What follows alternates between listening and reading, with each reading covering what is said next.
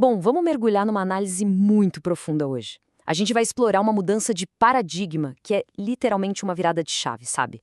A ideia aqui é sair daquelas estruturas mais tradicionais, que focam só no indivíduo, e abraçar uma cultura de comunhão que é muito mais madura. E olha, não é só uma mudancinha de perspectiva, tá? É uma reconstrução completa de como a gente entende o propósito espiritual. E tudo começa com uma frase que muda completamente o foco das coisas. Essa frase é fantástica porque ela já prepara o terreno pra gente.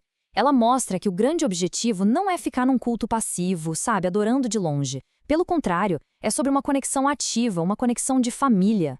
Focar demais na devoção acaba afastando a gente de sentar à mesa juntos. Então a grande alegria não é provar quem sabe mais ou quem tem o melhor argumento de devoção, mas sim compartilhar a vida. E para não perdermos nenhum detalhe, a nossa exploração passa por 6 pontos. 1. Da teologia à pedagogia. 2. A ovelha e o cordeiro. 3. Riqueza, pobreza e inspiração. 4. O perigo da filantropia. 5. As 4 figuras. E 6. A manjadora e a mesa. Ponto 1. Da teologia à pedagogia. A mudança epistemológica. Aqui a gente entra num conceito chamado abasofia. Esse é um termo novo, um neologismo que redefine completamente o motivo dos encontros. Em vez de usar aquele excesso de teologia para criar um tribunal, sabe, para apontar quem está certo e quem está errado, a abasofia foca na pedagogia do relacionamento.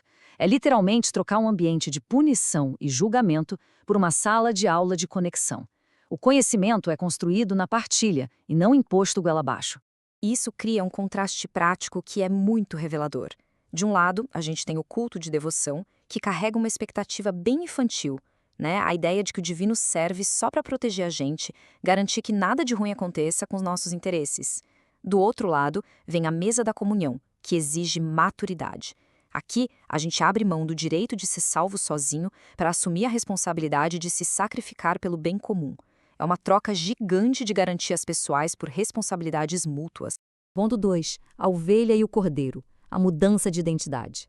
O pulo do gato aqui é entender essa progressão de 3 passos. Todo mundo começa como uma ovelha. E qual é o instinto da ovelha? Buscar segurança, proteção o tempo todo, preservar a própria pele. Aí entra a figura da liderança que intervém, mas não para mimar essa ovelha, tá? É para preparar. E o destino maduro dessa jornada não é continuar sendo uma ovelhinha super protegida. É amadurecer e se tornar o cordeiro, que é justamente quem se doa, quem é oferecido em benefício dos outros. E olha que constatação forte. O papel do pastor não é garantir a sobrevivência da ovelha a qualquer custo, mas assegurar que ela cumpra o propósito dela como cordeiro. Isso é chocante, mas muito profundo. A verdadeira liderança não quer deixar a gente numa zona de conforto eterna.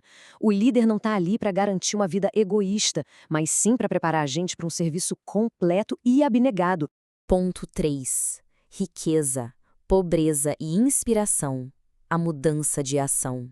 Então, como isso muda a nossa forma de agir? O material aponta que a gente vive hoje na armadilha da aspiração. A gente sempre aspira a acumular mais recursos para tentar ser algo que não é, sempre movidos por uma sensação de falta. Mas o modelo divino é exatamente o contrário. É o ato de se esvaziar, de inspirar a própria riqueza, seja inteligência, arte ou valor, para inspirar quem está em volta. É por isso que ser pobre de espírito ganha um sentido novo aqui. É a decisão de não guardar as coisas boas só para si, mas ofertar tudo. É exatamente isso que esse 0 representa, a pobreza de espírito absoluta. É se esvaziar a ponto de não reter absolutamente nada de forma egoísta. A gente não segura nada, retém exatamente 0. E é justamente esse esvaziamento total que serve como a maior inspiração para uma verdadeira conexão humana. Não é sobre acúmulo, é sobre entrega. Ponto 4. O perigo da filantropia. A gente precisa fazer uma distinção que é muito provocativa agora. Filantropia e verdadeira justiça não são a mesma coisa. O material argumenta que a filantropia, muitas vezes, é só uma troca. Doa-se o que sobra, quando dá vontade, mantendo todo o controle e o status intactos. Já a justiça de verdade exige comunhão. Ela exige que a gente compartilhe as nossas naturezas. É assumir o fardo junto, não como uma caridade externa que alivia a culpa, mas como uma responsabilidade que transforma quem nós somos na essência. Que metáfora genial, né? E bate bem na ferida. Às vezes, essa caridade superficial funciona quase como um imposto que quem tem mais paga para ficar com a consciência limpa. Assim, evita-se aquele trabalho que é bem mais profundo, bagunçado e desconfortável de criar uma igualdade de verdade nos relacionamentos.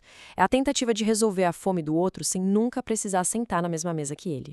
Ponto 5. Lobo, mercenário, ladrão e pastor. Mapeando o ecossistema. Quando a gente mapeia o ecossistema, as motivações ficam muito claras. Imagina só, essas 4 figuras podem estar ali rondando um mesmo lugar, mas as bússolas internas delas são totalmente diferentes. O lobo vê os outros como recursos para matar a própria fome. O mercenário está ali só pelo interesse do salário, o cuidado dele é puramente transacional. O ladrão acha que tem o direito de possuir e controlar. E no meio disso tudo, só o pastor é movido pela responsabilidade, guiando a gente para o nosso propósito e sacrifício final.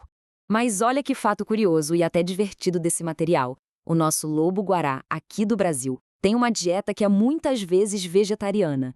Ele atua no ecossistema de um jeito super sanitário, controlando pragas. Isso traz um respiro e uma lição incrível, mostrando que a natureza sempre tem essas nuances surpreendentes. É a prova de que até mesmo um lobo pode ter seu lado redimido, saindo daquelas caixinhas rígidas que a gente costuma criar. Ponto 6. A manjedoura e a mesa. A mudança ambiental. E aí fica aquela pergunta enorme no ar. Onde foi que a humanidade realmente se perdeu?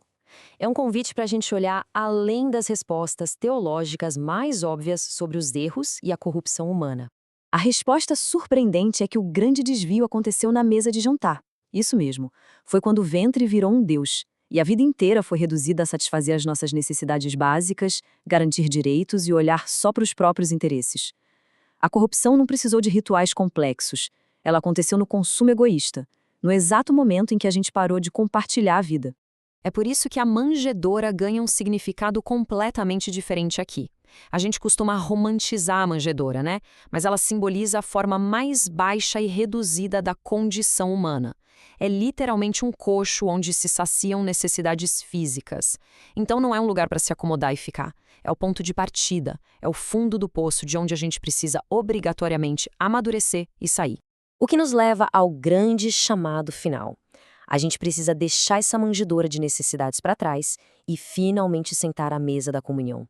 E, de novo, não é sentar para exigir direitos ou para ser servido. É sentar para dividir a responsabilidade, que é muito pesada, mas belíssima, de ter uma natureza compartilhada. É sair de vez do consumo individual para a entrega coletiva. E a gente encerra com essa reflexão super poderosa. Quando a gente se reúne em comunidade, a gente está ali só como uma ovelha protegida, o tempo todo exigindo os nossos direitos? Ou a gente está chegando à mesa totalmente preparado para ser o cordeiro?